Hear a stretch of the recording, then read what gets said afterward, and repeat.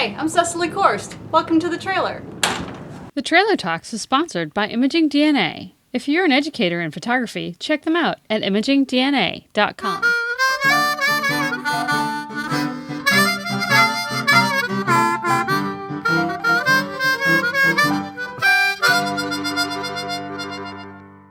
Like I said, give me your whole name and what it is that you do. Well, my name is Remi Lavictoire. Try pronouncing that. But I actually go and prefer Rem, R-E-M. And I am the creator and co-host of the Sci-Fi Movie Podcast at sci-fi moviepodcast.com. Very fun. So, so you've been in radio forever?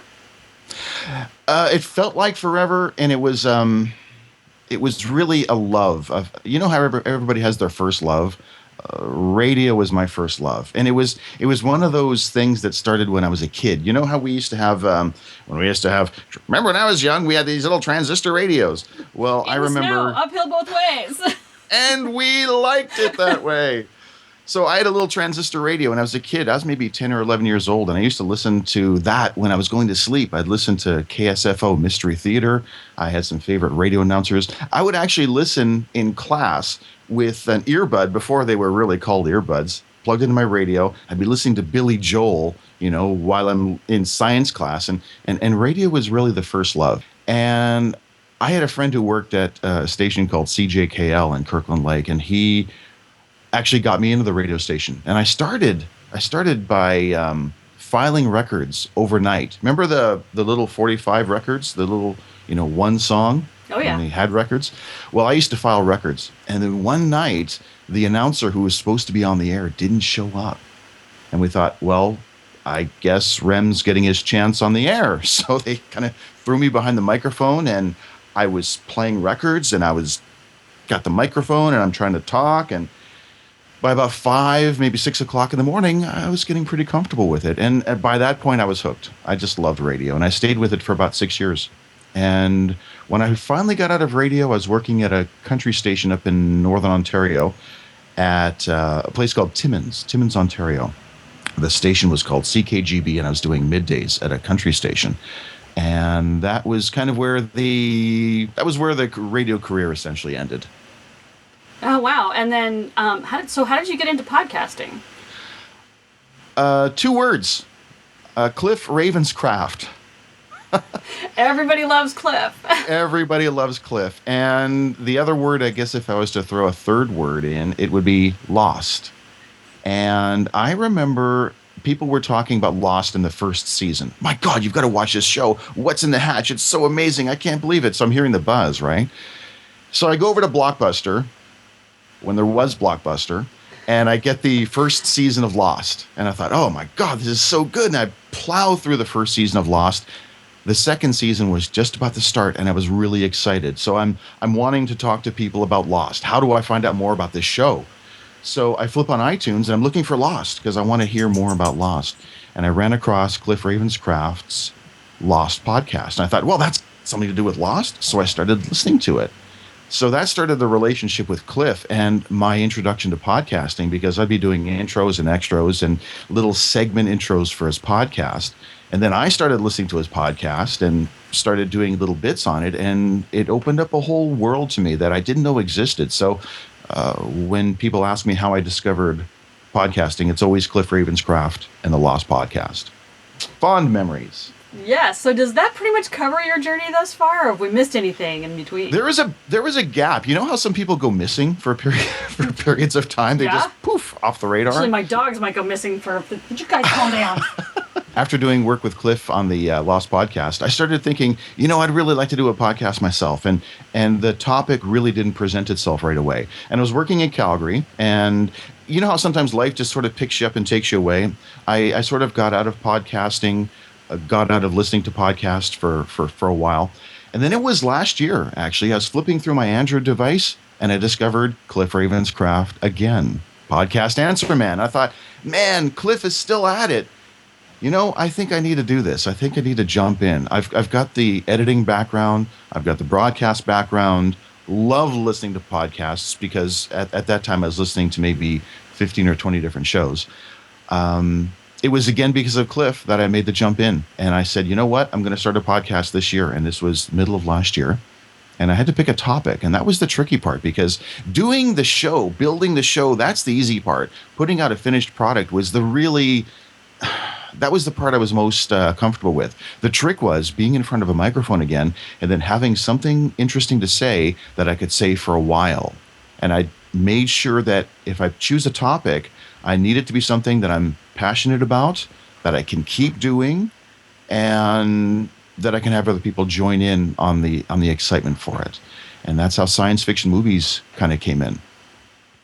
Met up with I was actually introduced on Facebook. I was looking for a co-host for the Sci-Fi Movie Podcast. Right. I was going to ask you, how did you find your co-host? Because that's really, really hard. It's really hard, and I've had a lot of people on other podcasts talk about how to choose the right co-host, make sure that you got the right balance of people and personality. Well, I put it out on Facebook, and I said, hey, I'm looking for a co-host for this new podcast that I'm starting. Does anybody have any ideas? And my friend Amaris came back and said, you need to talk to this guy, Ian, who lives in Vancouver. I said, okay. I live in Victoria, which is on Vancouver Island. So I get in touch with Ian and we have a bit of a chat. It's like the first date. We're kind of feeling each other out. So what do you like? What do you do? Okay, the typical getting to know you conversation. So we had that conversation, and I realized very quickly that Ian is an incredibly smart guy. He knows so much more about sci-fi than I do. Seemed like the perfect blend, he and I. So we started it together. We started in August last year, and we started with my favorite movie, which is Alien from 1979, the film that, as a child, gave me nightmares. Of course. And we did, yeah. So we did the first 4 episodes together, and I started talking to somebody that I work with at the office. His name is Jonathan, and I realized Jonathan is a sci-fi fanatic as well. And I thought, you know what? Maybe it's a 3-way show we're looking at here.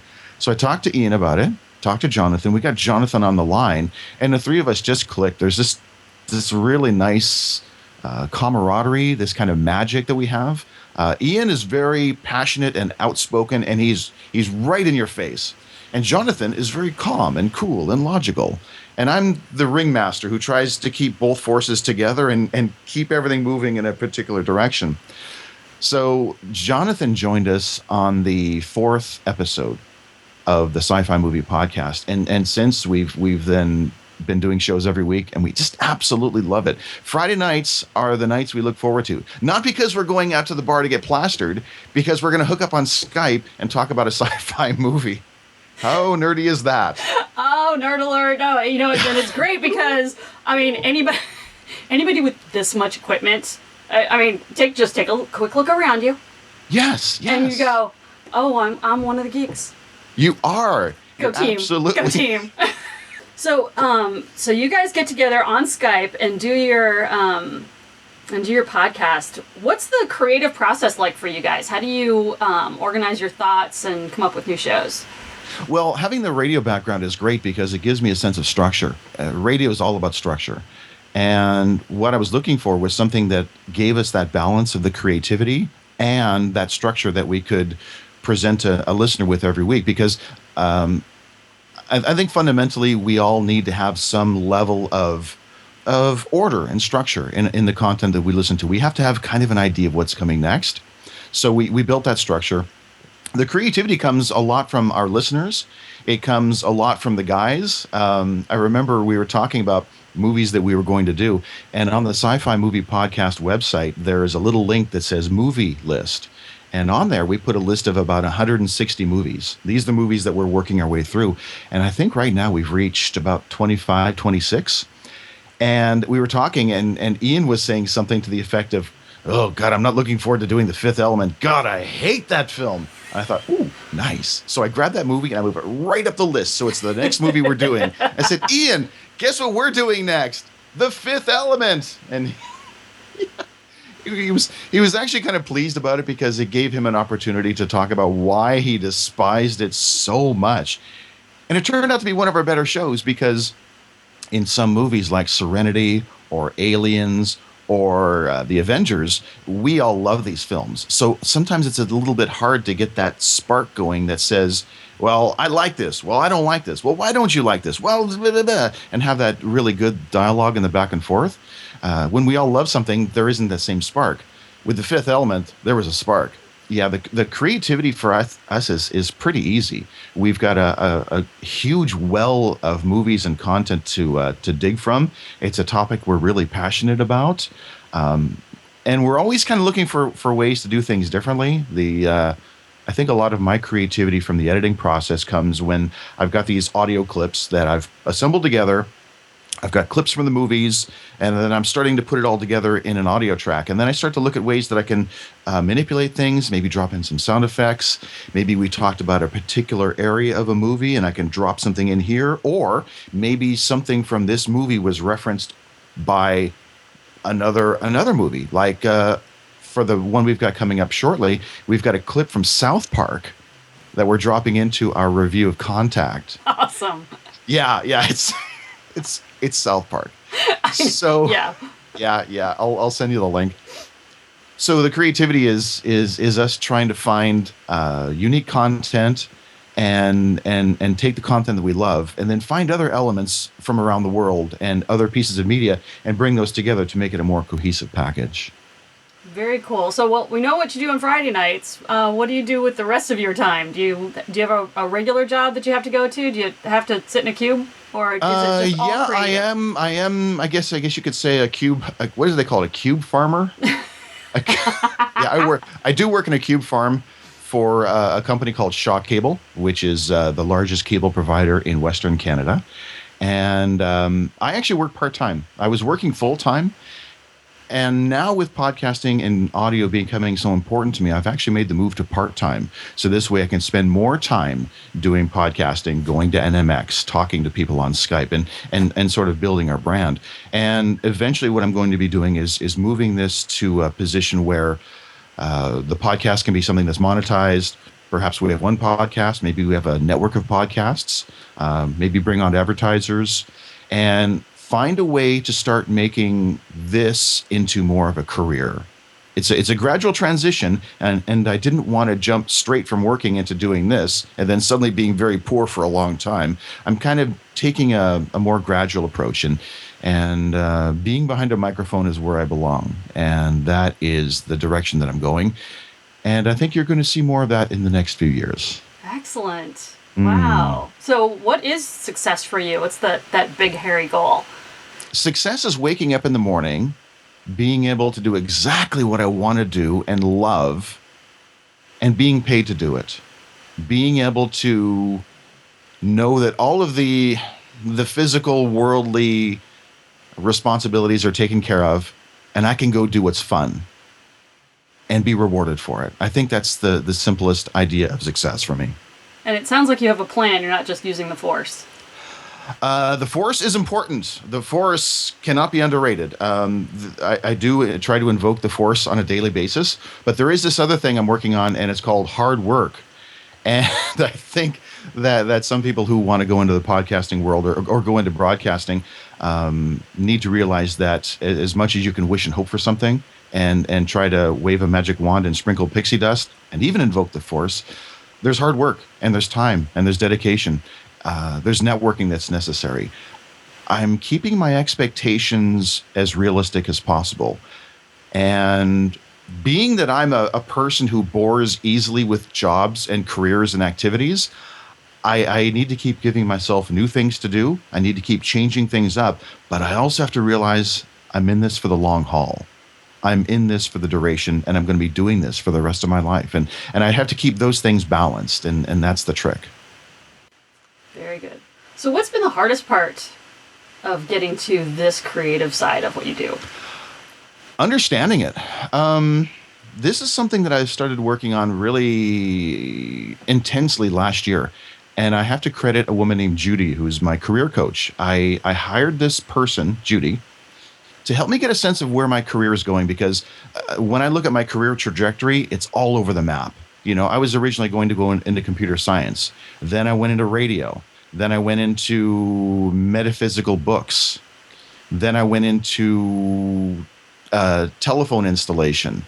Then back into radio, computers, cable.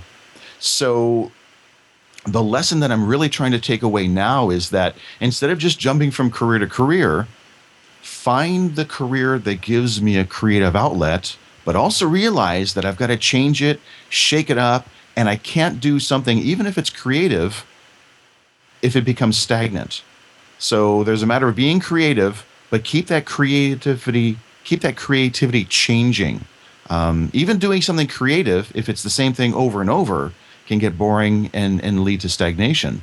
So I'm starting to learn that balance that says, okay, I'm doing this podcast, but I want to start working on something else at the same time, but I'm still doing the podcast. Let's make a little change here. Stay with the podcast, because it's like that shiny object syndrome, Yes. shiny object, shiny, So I have to make sure I stay focused on what I'm doing now, look at where I'd like to go, and try to keep those two integrated as I move the whole thing forward. Instead of just saying, podcasting, done, next, and then leaping off into, brain surgery or, particle physics or something like that. What is the one thing that you think everyone should know about living a creative life? Think of many things to do and choose one. And the problem I'd had with creativity is there are too many options. It's not that I'm lacking ideas. It's because I've got this thing over here that I want to do, and I want to work on this, and there's something sitting on my desk over there that I want to get to. Start now, pick a direction, and go. If it isn't the right direction, that's okay, because we can course correct. I can start working on something and start moving in a direction and realize, this isn't quite the direction that I want to go. So maybe I move 2 or 3 degrees over and go in that direction. But start moving, start doing something, because it's very easy to get trapped in inaction. And I know that one from experience. Start moving and start doing something today. Excellent. Hey, thanks very much for being on the show. I really appreciate it. Thank you, Cecily. A real pleasure, and I'll look forward to talking to you again. All right.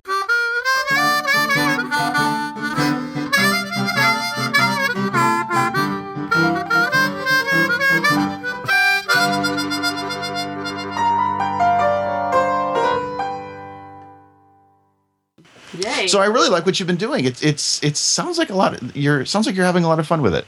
Oh my gosh. Yeah, we really are. And we escaped corporate America with the podcast.